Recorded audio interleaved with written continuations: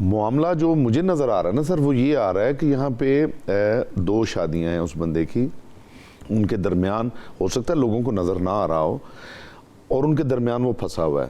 میں یہ پوچھنا چاہتا ہوں, اور یہ بڑا اہم سوال ہے, کہ خاتون جب شادی کرتی ہے تو کتنا آسان ہے کہ وہ اپنے نکاح نامے میں لکھوا لے کہ جی میرا ہسبینڈ جو ہے اگر دوسری شادی کرے گا تو میں اسے یہ اختیار نہیں دیتی, اس کا رائٹ نہیں ہے, یا یہ مجھے چھوڑ دے گا تو کرے گا.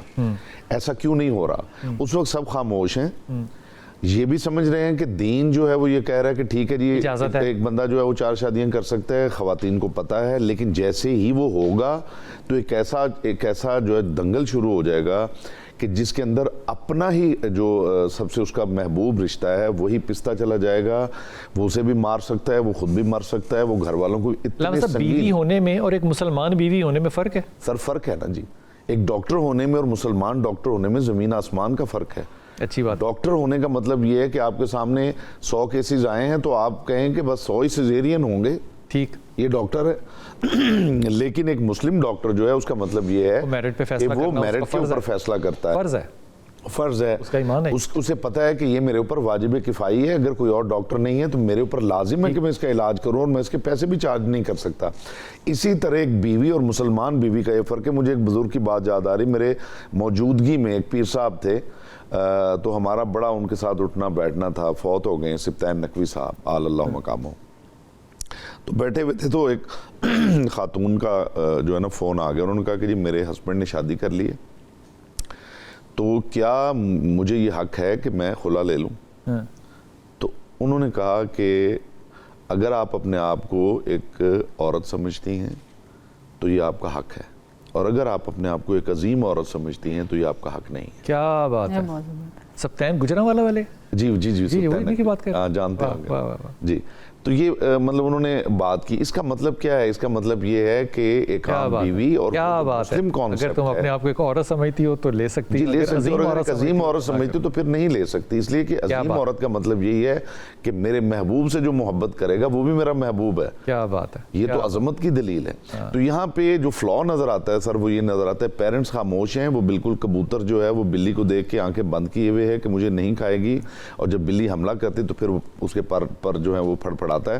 یہاں پہ معاملہ یہ ہے کہ خواتین کو چاہیے کہ وہ آرام سے بیٹھیں, اپنے پیرنٹس کے ساتھ ڈسکس کریں, وہ اپنے نکاح نامے میں لکھوا لیں کہ اگر نہیں ہے تو لکھوا لیں, وہ شرط نکاح لکھائی جا سکتی ہے, شرط لکھوائی جا سکتی ہے کہ جی میں اجازت نہیں دوں گی اس کی. اگر وہاں پہ وہ خاموش ہے اور بعد میں جب یہ ہوتا ہے تو پھر یہ جو دنگل ہے اس کا مطلب صاف صاف یہ ہے کہ دنیا کا سب سے کمزور اور بے معنی رشتہ جو ہے وہ میاں بیوی ہی کا رشتہ ہے. کیا بات ہے. کیا آپ اس پہ ٹیک کیا لیں گے؟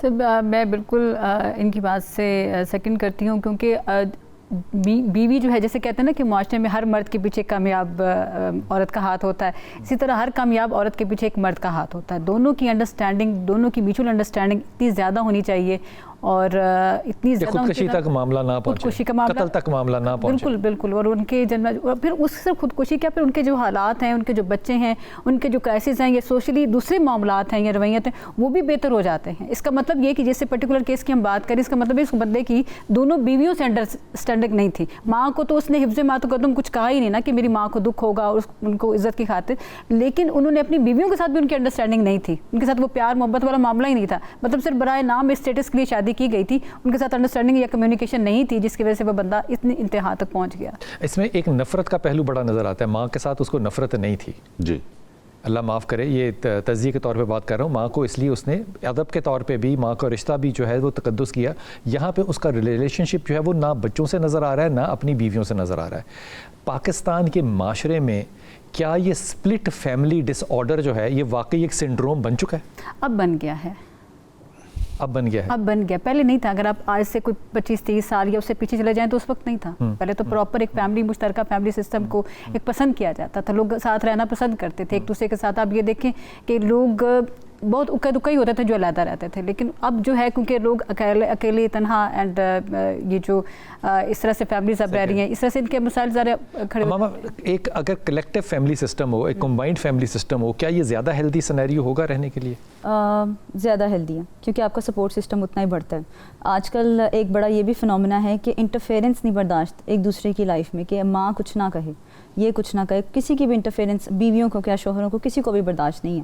تو اسی لیے آج کل نیوکلیر فیملی سسٹم کو نا بہت زیادہ ترجیح دی جا رہی ہے کہ ہم سیپریٹ رہیں گے, 2 شہروں میں رہ لیں گے, 2 ملکوں میں رہ لیں گے, لیکن ایک چھت کے نیچے نہیں رہنا ہم نے, کیونکہ انٹرفیئرنس ہوتی ہے. اس انٹرفیئرنس کے چکر میں آدمی تو پستا ہی پستا ہے, ٹھیک ہے, کہ یہاں پہ بھی مینٹین کرا ہے, وہاں پہ بھی. اور اس پرٹیکولر کیس میں یہ ہو رہا ہے کہ وہ اتنے امیج کانشیس یا اسٹینڈرڈ کانشیس, بچی ایک ڈاکٹر بن رہی ہے, ایک کی شادی ہے, گھر میں کچھ بتا نہیں پا رہے, اور وائفس جو ہیں ان کی وہ یہ چیز آبزرو نہیں کر پا رہی کہ بھئی اتنا زیادہ کرائسس ہے کاروبار میں, تو ہمارا کیا رول بنتا ہے کہ ہم ان سے یہ نہ کہیں بٹھا کے کہ کچھ نہیں ہوتا, ہم تھوڑے میں گزارا کر لیں گے, شادی کر لیں گے. یہ ساری چیزیں اس میں لیک کرتی ہیں اور ہماری سوسائٹی میں لیک کرتی ہیں. اب اس میں ہمیں کرنا کیا چاہیے؟ پیرنٹنگ سٹائل بیویوں کی ایک تھوڑا سا ہوتا ہے نا کہ کمپرومائز, جہاں پہ کمپرومائز کی بات آ جاتی نا وہیں پہ از ایکول ٹو آ جاتا ہے یہ ہمارے رائٹس ہیں, یہ ہمارے حقوق ہے. لیکن کمپرومائز بھی ہے, آپ کا فرض بھی آ جاتا ہے کبھی کبھی کمپرومائز کرنا, لیکن آپ چھوڑ دو اپنا حق, کیا بنے گا؟ کچھ بھی نہیں. لیکن بات یہ آتی ہے کہ ہمیں ہمارا حق ملے, ہماری اولاد کو ہمارا حق ملے, بے شک اس میں باپ اور اس میں شوہر پس جائیں. تو یہ والا مائنڈ سیٹ نا آج کل بہت زیادہ سوسائٹی کمپیریٹیولی آپ کو لگتا ہے کہ پاکستان میں جو ڈکلائن ہے, ایک بہت بڑا مورل ڈکلائن ہے, میرے خیال میں تو انٹلیکچوئل ڈکلائن بھی ہے, ہر طرح کا ڈکلائن ہے, میرے خیال میں تو مذہبی ڈکلائن بھی بہت ہے. اس کی بہت بڑی وجہ جو ہے وہ ایک سٹرکچر کا نہ ہونا ہے. ہر شخص جو ہے وہ ایک تنہائی پسند ہے, الگ پہلے خود ہوتا ہے, پھر اپنی تنہائی کو وہ ہینڈل نہیں کر پاتا.